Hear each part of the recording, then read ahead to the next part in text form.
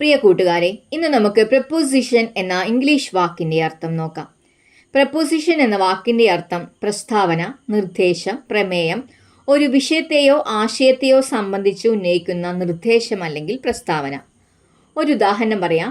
The new business preposition was very promising. ഇതിന്റെ അർത്ഥം പുതിയ ബിസിനസ് പ്രമേയം വളരെ പ്രതീക്ഷാജനകമായിരുന്നു. മറ്റൊരു ഉദാഹരണം പറയാം.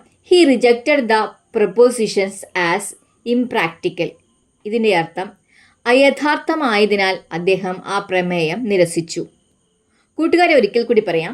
പ്രപ്പോസിഷൻ എന്ന വാക്കിൻ്റെ അർത്ഥം പ്രസ്താവന, നിർദ്ദേശം, പ്രമേയം, ഒരു വിഷയത്തെയോ ആശയത്തെയോ സംബന്ധിച്ച് ഉന്നയിക്കുന്ന പ്രസ്താവന.